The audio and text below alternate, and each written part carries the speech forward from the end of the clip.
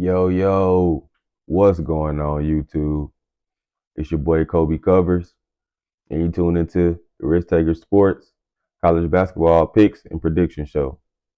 It's our last show of the year. We're gonna go over the National Championship Game, Florida and Houston, and we're just gonna break this one down and just talk about how the season ended and what we look forward to next season.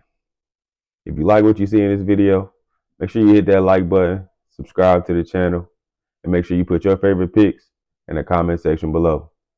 Let's go ahead and get to it.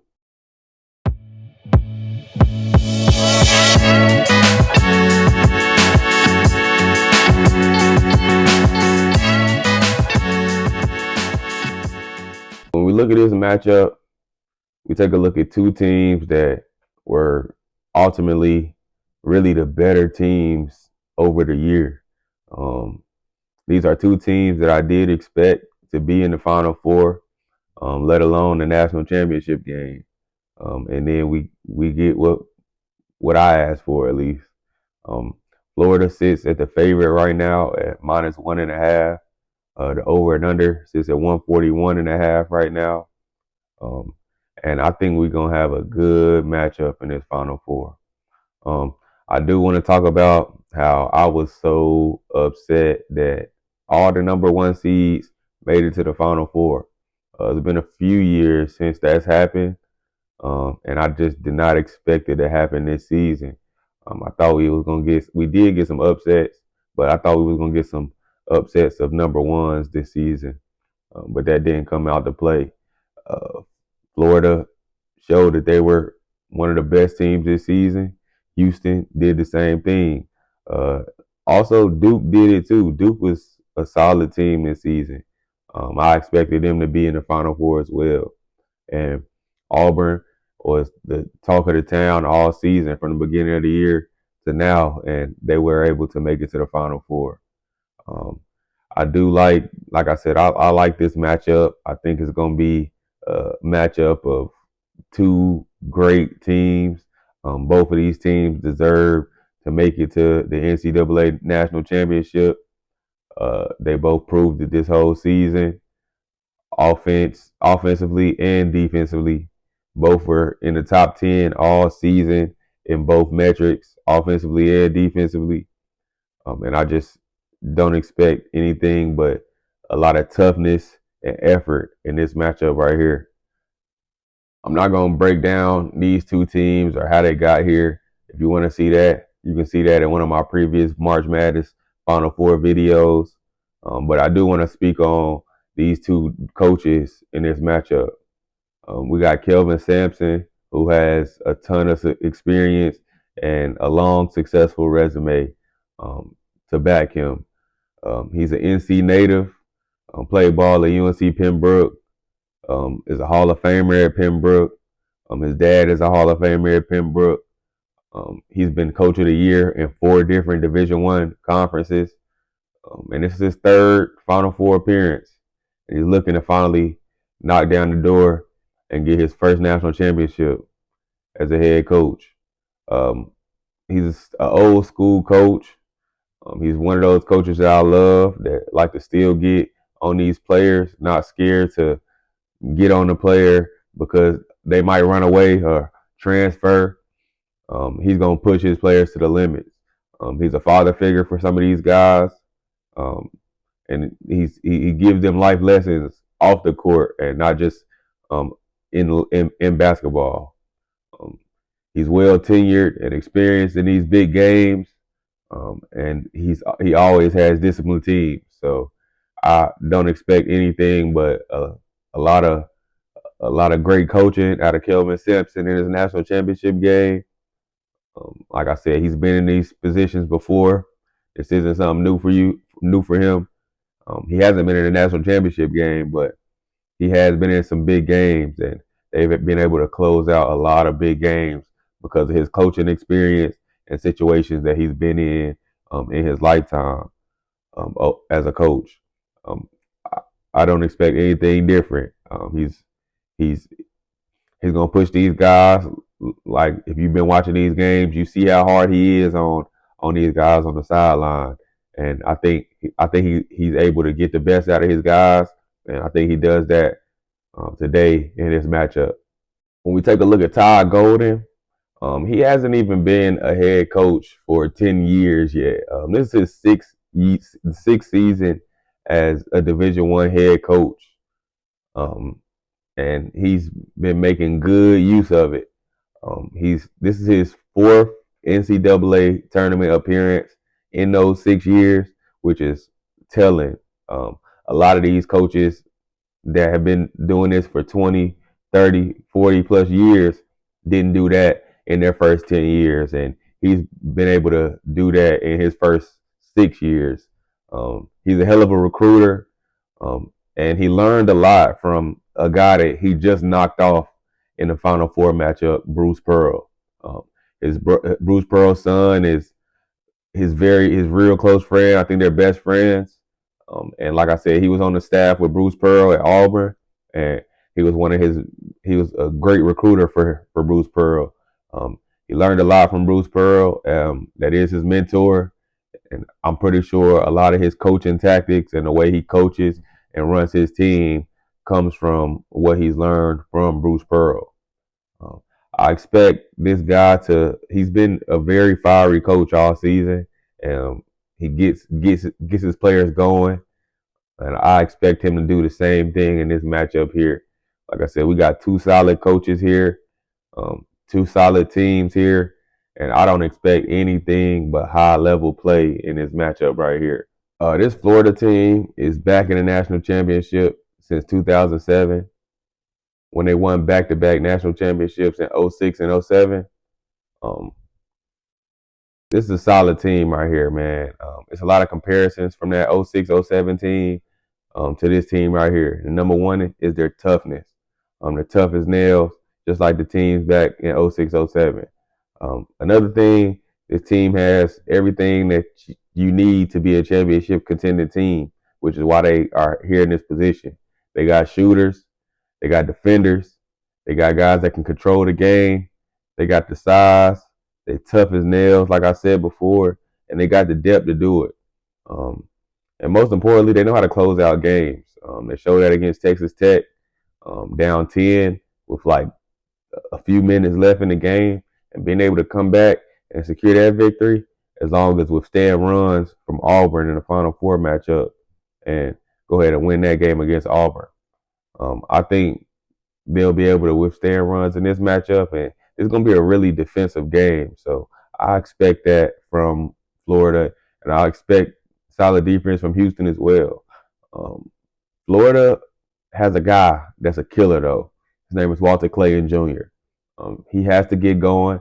He has to stay hot, and he has to be able to knock down shots like he's been doing this whole tournament. He's an X factor. He's been coached by some solid coaches. He's ready for this moment.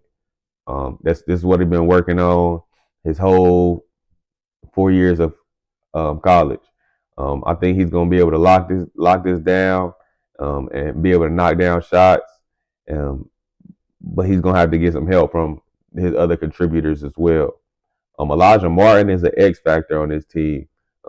He has to have those explosive plays to get this Florida team going. And the ability for Florida to switch in and out bigs is what's going to be the difference maker in this matchup. It's crazy to be able to take out a big, put another one in, and get the same production as you were getting from your starter. So that's what is a plus for this Florida team, and it's something that I'll be paying close attention to in this matchup. Against this Florida team, you got to be able to hit shots. So if you're hitting shots, expect to be in games with this Florida team. So I, I think Houston will have to hit a lot of shots, knock down big shots to stay in this matchup with Florida. Houston has been rolling since February, and I expect them to continue to roll. Like I said before, Houston's been my national championship team since the beginning of the season. So I'm gonna roll with these guys till the wheels fall off. They made it all the way here, and I expect them to finish the job. Their hands down had the hardest road to the championship in this NCAA tournament. They played the toughest schedule. and ultimately pulled it out and won the game. They were in a lot of tough battles, and coaching and experience got them over the hump, and that's why they're in this national championship game. And that's a sign of national championship teams right there, man. Being able to fight through adversity and being able to continue to push through, and then ultimately come and secure your goal. Um, you can't count this team out here. They're down 20. They're still in the game. So expect Houston to make runs. Expect Houston, if they do go in droughts, that it's not over for them. They'll be able to get some points, get some stops, and get right back into the game. LJ Cryer is got to be on his shit today. He got to be knocking down shots. He got to be controlling his team the right way. He got to be able to get other guys involved for them to be a very successful team and a very successful. For this to be a very successful game for them. Um, I expect that Sharp and Uzan, they have to be the X factors in this matchup. They got to get some shots going. They got to be able to knock down shots and stay out of foul trouble. Most importantly, though, Juwan Roberts got to stay out of foul trouble. Because if he gets in foul trouble, the size from Houston is gone. Um, and it's going to be tough for them to stay in the game without him in the game. Um, this is a good team, good defensive team. They got the defense on the string. They love the communication for this Houston team is great. I paid close attention to that and the way they communicate with each other on the court. That's why their defense is so locked in. They're gonna have to dig deep in this one. In this matchup, they gotta be able to be gritty and tough and battle on the boards with these bigs of Florida. They did show that they're a good rebounder team, and I expect them to snatch a lot of rebounds in this matchup. But like I said, they got to stay out of foul trouble. They got to keep the other bigs off the board, and they just got to play with some toughness here, like they've been doing all season. And that's what I would expect from this Houston team. Now, actually taking a look at the matchup, it's going to be a tough one. It's going to be a gritty game, a tough game, and I expect a low-scoring battle. Florida is definitely bigger, but Houston is tougher. Houston is going to have to gang rebound in this matchup. The matchup between Clayton and LJ Cryer is going to be very interesting. We're going to see who's going to get the best of who in this matchup. Expect a lot of big shots in this one. A lot of big shot making is going to happen in this game. I'm curious to see how the size and the depth of Florida is going to mess with Houston a little bit. If Houston will speed them up a little bit or stay at that pace that they like to play. Roberts, like I said before, he has to stay out of foul trouble. If he stays out of foul trouble, then they should be solid. Walter Clayton is going to get his, but just like Cooper Flagg, he's going to get his, but you got to take away the role players. As long as Houston is taking away the role players, they should have some good opportunities here. Like I said, Florida will have the upper hand in the post because they're just bigger. But guards win in March. Guards win these games in March. Big shots get made in March, and those big shots usually come from guards. Florida must guard the perimeter. They got to guard the perimeter. If they guard the perimeter and give up a lot of threes, then they should have success because they're not getting any threes. Houston, it's going to be tough for Houston to get stuff in the paint as well. So expect Florida to try to run Houston off the 3-point line. I expect them to run them off the 3-point line and take away a lot of 3-point opportunities from them. This is as even as a championship game as we can get this season. I mean, we got two great defensive teams. We got two guys that can knock down a lot of shots, and we got some toughness in this matchup. Some tough, gritty basketball is what you're gonna see. Good defensive battle. But ultimately, like I said, I've been on Houston this whole time, and I'm going to continue to ride them. So in this matchup, I'm going to roll with the Houston money line, but I also want to take a look at that under in this matchup as well. And that's going to be my picks for the national championship game. We've had a great college basketball season. The college basketball stuff is not over with. The season is over here, but we still will go over some transfer portal stuff and break down some stuff in the portal, guys that's hopping in the portal, guys that's transferring to other locations, and then break down what those rosters look like now. Basketball is my sport, man. I love basketball. I love college basketball, especially. So we're not gonna fade away from that either. We also got college football previews coming up soon, so make sure you stay tuned for that. And you know we got the MLB rocking and rolling right now, so make sure you be tuning in to those MLB picks and prediction shows as well. This is the college basketball picks and prediction show. I'm your host, Colby Covers. You tune in to Risk Takers Sports. If you like what you see, make sure you hit that like button, subscribe to the channel, and make sure you put your favorite picks always in the comment section below. If you want to see every pick that I take every single day, make sure you hit that link in the description box below and join our Telegram group. It's free to get in the group, and you can see every pick that I take every single day. Appreciate y'all tuning in. As always, make sure y'all betting responsibly, but always stay risky. We'll see y'all on the next one.